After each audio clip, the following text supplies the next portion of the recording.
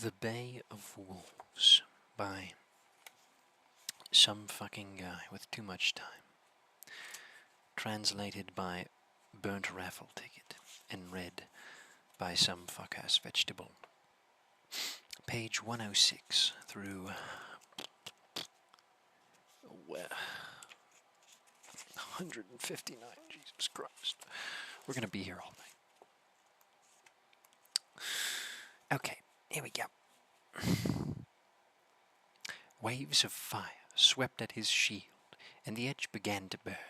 His mail shirt could not help him, but before his hands dropped the blazing wood, Wiglaf jumped behind Beowulf's shield. His own was burned to ashes. Then the famous old hero, remembering days of glory, lifted what was left of Nagling, his ancient sword, and swung it with all his strength. Smashed the grey blade into the beast's head, but then Nagling broke to pieces, as iron always had in Beowulf's hands. His arms were too strong. The hardest blade could not help him. The most wonderfully worked. He carried them to war, but fate had decreed that the great king would be no better for any weapon. Then the monster charged again, vomiting fire, wild with pain, rushed out, fierce and dreadful, its fear forgotten.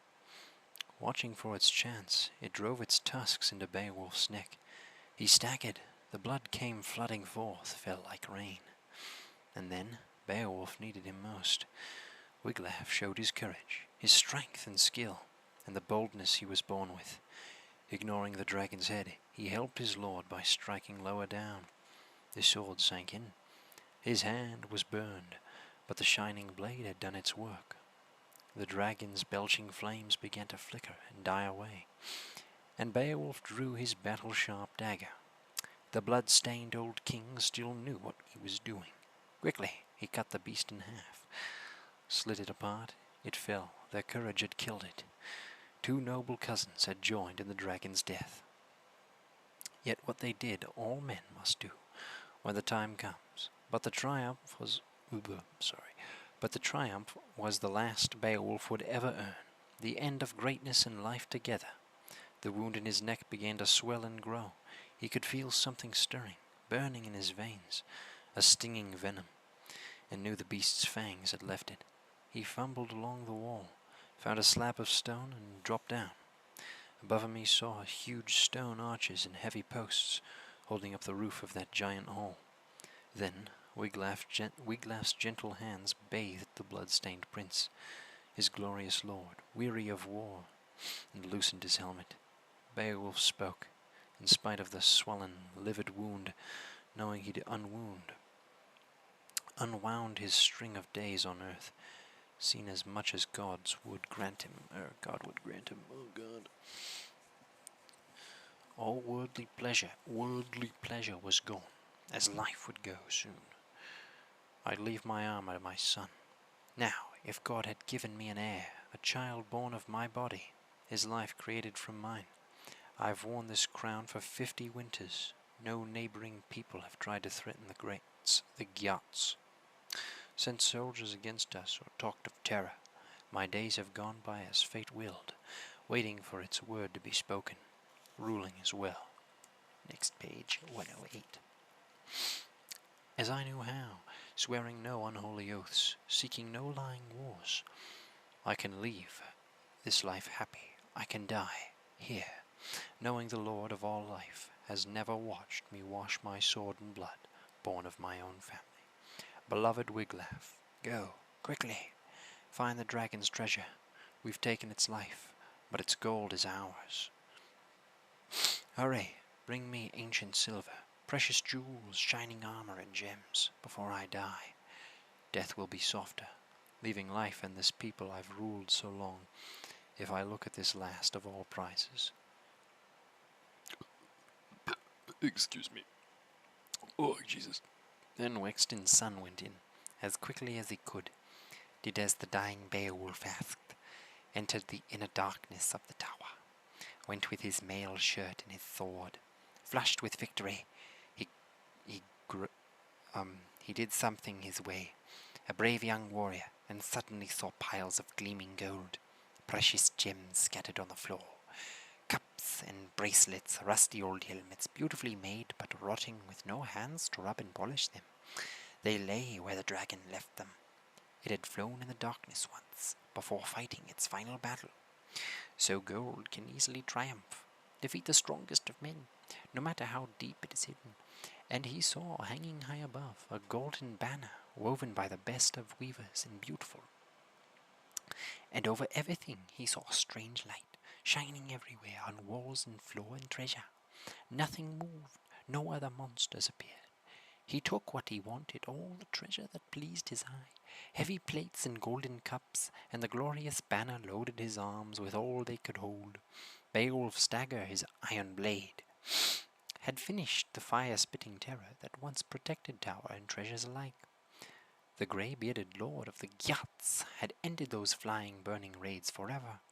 Then Wiglaf went back, anxious to return while Beowulf was alive, to bring him treasure they'd won together. He ran, hoping his wounded king, weak and dying, had not left the world too soon. Then he brought their treasure to Beowulf, and found his famous king bloody, gasping for breath. But Wiglaf sprinkled water over his lord, until the words deep in his breast broke through and were heard. Beholding the treasure he spoke, haltingly, "For this gold, these jewels, I thank our Father in heaven, ruler of the earth, for all of this that his grace has given me, allowed me to bring to my people, while breath still came to my lips. I sold my life for this treasure, and I sold it well. Take what I leave, Wiglaf. Lead my people, help them. My time is gone. Have the brave Geats build me a tomb. When the funeral flames have burned me and built it, here at the water's edge, high on this bit of land, so sailors can see this tower, and remember my name. Call it Beowulf's Tower, and boats in the darkness and mist, crossing the sea will know it." What a drama queen. Then that brave king gave the golden necklace from around his throat to Wiglaf, gave him his gold-covered helmet, and his rings, and his mail shirt, and ordered him to use them well. "You're the last of all our far-flung family." What a tongue-twister. Peter Pan picked a patch of pickled peppers. "Fate has swept our race away, taken warriors and their strength, and led them to the death that was waiting. And now I follow them." The old man's mouth was silent, spoke no more, had said as much as it could. He would sleep in the fire soon. His soul left his flesh, flew to glory. And then Wiglaf was left, a young warrior sadly watching his beloved king, seeing him stretched on the ground, left guarding a torn and bloody corpse.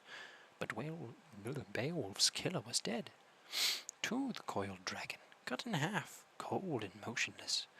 Men and their swords had swept it from the earth, left it lying in front of its tower, won its treasure when it fell, crashing to the ground, cut it apart with their hammered blades, driven them deep in its belly. It would never fly through the night, glowing in the dark sky, glorying in its riches, burning and raiding. 2 warriors had shown it their strength, slain it with their swords. Not many men, no matter how strong, no matter how daring, how bold, had done as well, rushing at its venomous fangs, or even quietly entering its tower, intending to steal, but finding the treasure's guardian awake, watching and ready to greet them. Beowulf had gotten its gold, bought it with blood. Dragon and king had ended each other's days on earth, and when the battle was over, Beowulf's followers came out of the wood, cowards and traitors, knowing the dragon was dead, afraid while it spit its fires, to fight in their lord's defence, to throw their javelins and spears. They came like shame-faced jackals, their shields in their hands, to the place where the prince lay dead, and waited for Wiglaf to speak.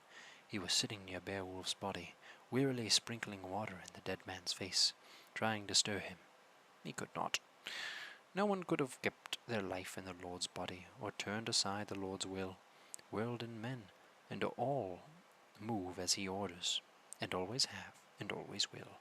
Then Wiglaf turned and angrily told them what men without courage must hear. Wexton's brave son stared at the traitors, his heart sorrowful. and said what he had to. I say what anyone who speaks the truth must say. Your lord gave you gifts, swords, and the armor you stand in now. You sat on the mead hall benches, prince and followers, and he gave you, with open hands, helmets and mail shirts, hunted across the world for the best of weapons. War came and you ran like cowards, dropped your swords as soon as the danger was real. Should Beowulf have boasted of your help, rejoiced in your loyal strength? With God's good grace he helped himself, swung his sword alone, won his own revenge. The help I gave him was nothing, but all I was able to give. I went to him, knowing that nothing but Beowulf's strength could save us, and my sword was lucky, found some vital place, and bled the burning flames away. Too few of his warriors remembered to come, when our Lord faced death alone, and now the giving of swords, of golden rings, and rich estates is over. Ended for you and everyone who shares your blood. When the brave Geats hear how you bolted and ran, none of your race will have anything left but their lives, and death would be better for them all, and for you, than the kind of life you can lead, branded with disgrace. Jesus Christ. God damn. And Wiglaf ordered a messenger to ride across the cliff to the Geats, who'd waited the morning away, sadly wondering if the beloved king would return or be killed. A troop of soldiers sitting in silence and hoping for the best. Whipping his horse, the herald came to them. They crowded around, and he told them everything, present and past. Our lord is dead, leader of this people. The dragon killed him, but the beast is dead, too, cut in half by a dagger. Beowulf's enemy sleeps in its blood. No sword could pierce its skin, wound that monster. Wiglaf is sitting in mourning, close to Beowulf's body. Wexton's weary son, silent and sad, keeping watch for our king. There, where Beowulf and the beast that killed him lie dead. And this people can expect fighting once the Franks and the Frisians have heard that our king lies dead. The news will spread quickly. Hygelac began our bitter quarrel with the Franks, raiding along their river, a Rhine with ships and soldiers, until they attacked him with a huge army, and Hygelac was killed. The king and many of our men, mailed warriors defeated in war, beaten by numbers. He brought no treasure to the mead hall. After that battle, and ever after, we know no friendship with the Franks, nor can we expect peace from the Swedes. Everyone knows how their old king, whatever the fuck his name is, killed, whatever the fuck his name is, caught him near a wood when our young lord went to war too soon. They had too much. The wise old Swede, always terrible in war, allowed the Geats to land and begin to loot, then broke them with a lightning attack, taking back Twizzer and had kidnapped something. Queen. And taking our king's life, and then he followed his beaten enemies, drove them in front of Swedish swords until darkness dropped and weary lordless. They could hide in the wood, but he waited. Ongentho. With his mass of soldiers circled around the Geats who'd survived, who'd escaped him, calling threats and boasts at that wretched band the whole night through. In the morning he'd hang a few, he promised, to amuse the birds, then slaughter the rest. But the sun rose to the sound of Hygelac's horns and trumpets, light and that battle cry coming together and turning sad-hearted Geats into soldiers. Hygelac had followed his people and found them. Then blood was everywhere, 2 bands of Geats falling on the Swedes' men fighting, on all sides, butchering each other, sadly. Ongentho ordered his soldiers back to the high ground where he'd built a fortress. He'd heard of Hygelac, knew his boldness and strength. Out in the open, he could never resist such a soldier, defend hard-won treasure, Swedish wives and children, against the Geats' new king. Brave but wise, he fled, sought safely behind earthen walls, not eastern. Eagerly, the Geats followed.